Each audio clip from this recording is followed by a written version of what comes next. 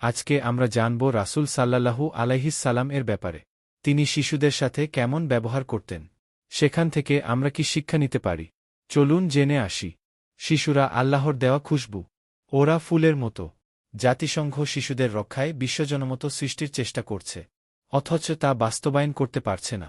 অহরহ শিশুরা প্রাণ হারাচ্ছে দেশে দেশে। আফগানিস্তান, ইরাক, ফিলিস্তিন, কাশ্মীর সহ সারা বিশ্বে কত শিশু প্রাণ হারাচ্ছে। এদের জন্য দর্দি জাতিসংঘের একবারও প্রাণ কাঁদে বলে মনে হয় না। আল্লাহর রাসূল সাল্লাল্লাহু আলাইহিস সালাম প্রায় ১৫০০ বছর আগেই শিশুদের যুদ্ধে ব্যবহার ও হত্যা না করার নির্দেশ দিয়েছেন। বদর যুদ্ধের সময় কিছু বালক যুদ্ধের প্রস্তুতি নিচ্ছিলেন। রাসূল তাদের জিহাদি প্রেরণা দেখে খুশি হলেন, কিন্তু তাদের ঘরে ফিরে যেতে বললেন। অবশ্য উমাইয়ার নামক একটি শিশুর দৃঢ় সংকল্পের জন্য শেষে তাকে যুদ্ধে যেতে অনুমতি দেন। অন্য এক যুদ্ধে কয়েকজন শিশু মারা যায়। তারা ছিল শত্রুপক্ষের।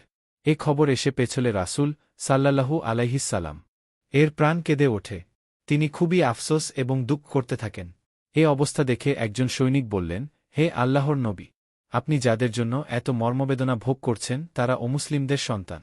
নবীজি সাল্লাল্লাহু আলাইহিস সালাম রাসূল তার কথায় অসন্তুষ্ট হয়ে বললেন, এখন থেকে সাবধান হও। কখনও শিশুদের হত্যা করবে না।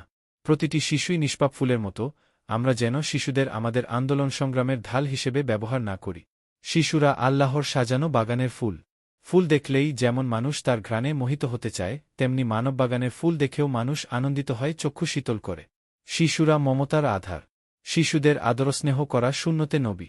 নবীজি তার দৌহিত্রকে ভরা মজলিসে স্নেহের চুম্বন দিয়ে আমাদের তা শিখিয়েছেন। একদা নবীজি সাল্লাল্লাহু আলাইহিস সালাম নাতি হাসানকে চুমু খাচ্ছিলেন, তা দেখে আকবা বিন হারেস নামে এক সাহাবী নবীজিকে বলেন, ইয়া রাসূলুল্লাহ, আপনি শিশুদের দেখে এত আনন্দিত হন এবং আদর স্নেহ করেন, তারাও আপনার আদরে আপ্লুত হয়। আমার তো অনেক সন্তান, কিন্তু তাদের আপনার মতো স্নেহ করতে পারি না। নবীজি বলেন, তোমার হৃদয়ে স্নেহ মমতা না থাকলে আমার কি করার আছে। মুসলিম শরীফে আছে, একদিন নবী একদল শিশুর সঙ্গে আনন্দ করছেন। শিশুরাও নবীজিকে ঘিরে আনন্দ খুশিতে মেতে ওঠে। এমন সময় সেখানে এক বেদুইন এসে উপস্থিত হয়। সে নবীজিকে বলে, শিশুদের নিয়ে এমন আমোদ আহ্লাদ করা আমার পছন্দ নয়। এ কথা শুনে নবীজির হাসিমাখা মুখ মলিন হয়ে যায়।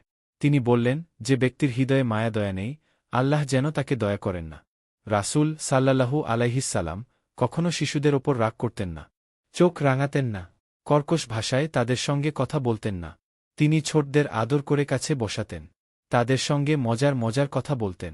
ছোটদের দেখলে আনন্দে নবীজি তাদের বুকে জড়িয়ে ধরতেন। একদিন এক শিশুকে তিনি জড়িয়ে ধরে বললেন, এই শিশুরাই তো আল্লাহর বাগানের ফুল। তিনি কখনও শিশুকে বিকৃত নামে ডাকতেন না। তিনি তাদের সুন্দর অর্থবোধক নাম রাখতেন এবং মিষ্টি স্বরে সে নাম ধরে ডাকতেন। প্রিয় নবী শিশুদের যেমন আদর করতেন, তেমনি আবার তাদের সঙ্গে রসিকতাও করতেন। একবার সাহাবী আনাসের ছোট এক ভাইয়ের একটি পাখি মারা যায়। এতে তার মন খারাপ হয়। নবীজি তখন তাকে আদর করে কাছে ডেকে নিলেন।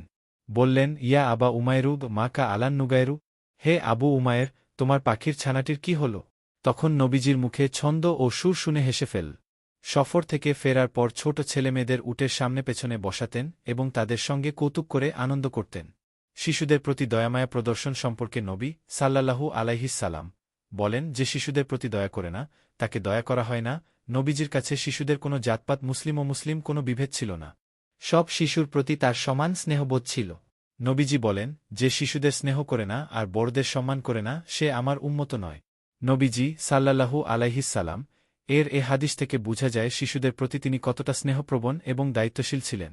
শিশু কিশোর সে যে ধর্মেরই হোক না কেন, তিনি তাদের আপন করে নিতেন, তাদের আবদার রক্ষা করতেন। দুনিয়ার যে কোনো সংগ্রামী বা বিপ্লবী নেতা নিজ দেশে টিকতে না পেরে ভিন্ন দেশে থেকে বিজয় লাভের পর নিজ মাতৃভূমিতে ফিরে এসেছেন, একমাত্র নবীজি মুহাম্মদই এর ব্যতিক্রম।